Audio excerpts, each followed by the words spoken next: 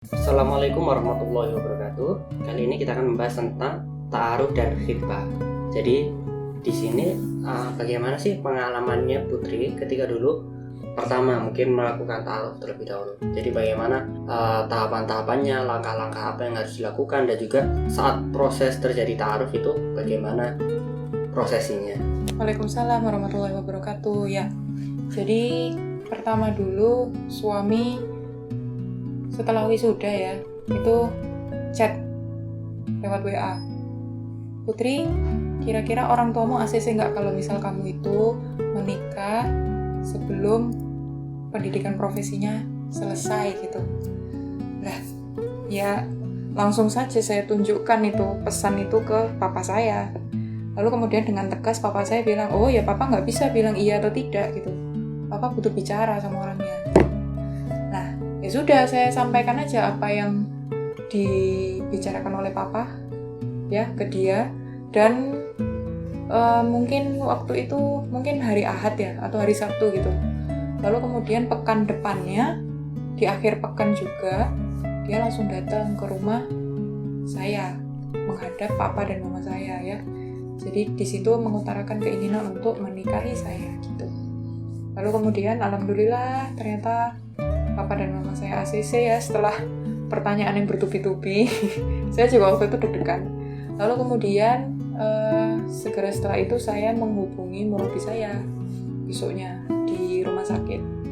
Lalu kemudian dengan arahan dari beliau-beliau saya diminta untuk menyusun proposal ta'aruf ya. Sebenarnya saya itu sudah ada sih sebenarnya, maksudnya susunan untuk proposal ta'aruf itu sudah ada, cuman kan masih belum pernah saya implementasikan dalam bentuk dalam bentuk proposal hitam di atas putih gitu ya. Maksudnya masih dalam angan-angan aja. Oh, saya tuh pengen keluarga seperti ini, calon suami seperti ini dan lain sebagainya gitu. Akhirnya saya nulis proposal. Lalu kemudian pekan depannya lagi saya dan suami itu pergi ke rumah murabi sendiri-sendiri ya, maksudnya saya pergi sendiri, dia pergi sendiri. Lalu kemudian di situ kita bertatap muka didampingi oleh kedua murabi kami. Lalu kemudian ya segala sesuatu yang memang ingin saya tanyakan dan ingin dia tanyakan kepada saya ya saling ditanyakan gitu. Jadi misal dia itu menanyakan, Putri nanti setelah lulus pendidikan profesi akan ada niat untuk melanjutkan studi lagi atau tidak. Terus kemudian kalau pertanyaan saya itu saya boleh bekerja atau tidak. Lalu kemudian ya banyak ya pertanyaannya yang memang harus digali sedini mungkin gitu. Dan kalau bisa ada kesepakatan yang sudah diambil ya, meskipun tidak ada hitam di atas putihnya, tapi setidaknya kita bisa punya bayangan, oh berarti nanti kalau misal aku menikah dengan orang ini aku boleh bekerja, misal aku boleh melanjutkan studi, misal aku masih boleh mengunjungi orang tuaku, kemudian aku masih diizinkan untuk pergi keluar dengan teman-temanku seperti itu. Lalu kemudian aku tidak diwajibkan untuk masak di rumah ya. Hal-hal teknis yang kalau misal menurut saya perlu saya tanyakan ya saya tanyakan. Dia pun juga seperti itu, dia menanyakan latar belakang keluarga saya pun juga seperti itu gitu. Lalu kemudian pertama kali suami datang ke rumah saya itu tanggal 22 Juni. Lalu kemudian tanggal 22 Juli datanglah kedua mertua saya ke rumah saya, silaturahmi dengan kedua orang tua saya di Malang gitu. Ya, kedatangannya adalah untuk memperjelas bahwa proses ta'aruf ini berlanjut ke jenjang pernikahan seperti itu.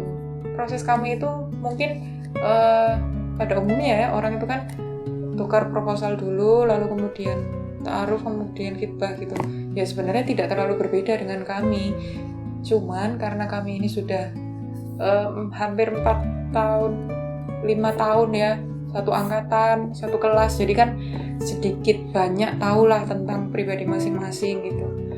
Ya, lalu kemudian dari tanggal 22 Juli itu diputuskan pernikahan kami jatuh di bulan September. Ya, jadi per persiapan pernikahan kami itu kurang lebih 2 bulan lah, seperti itu ya, seperti itu sih. Dan mulai dari khitbah sampai proses menikah itu saya masih terus melakukan persiapan diri ya, persiapan spiritual, persiapan mental, lalu kemudian tetap menggali ilmu seperti itu. Jadi ketika jarak antara khitbah dan juga akad, ada nggak sih gangguan-gangguan yang datang kepada Putri? Biasanya kan orang-orang banyak cerita nih, antara khitbah dan akad itu banyak gangguan yang datang. Nah, ini dari sisi Putri sendiri bagaimana? Apakah ada? Ya, ada ya.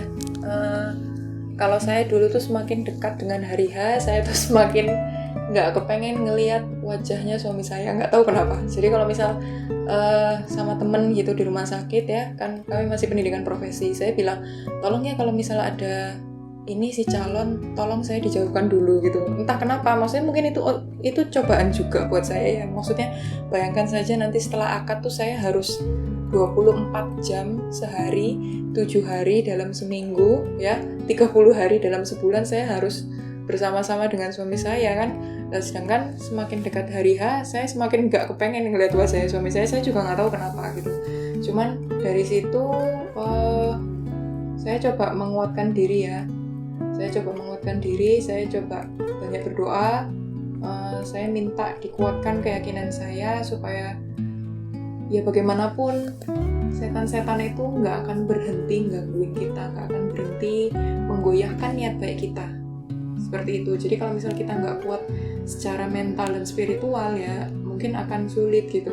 Nah, bagaimana saya menanggulanginya? Ya sudah, tinggal tidak melihat calon suami saya saja kan, mudah kan.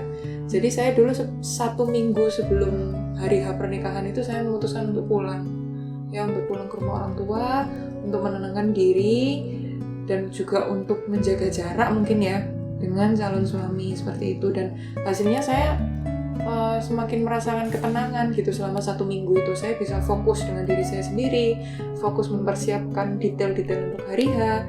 Kemudian saya bisa lebih dekat dengan orang tua saya, terutama dengan mama saya ya. Saya dulu soalnya mengurus ini itu berdua dengan mama gitu ya, tentunya dibantu dengan keluarga besar juga seperti itu.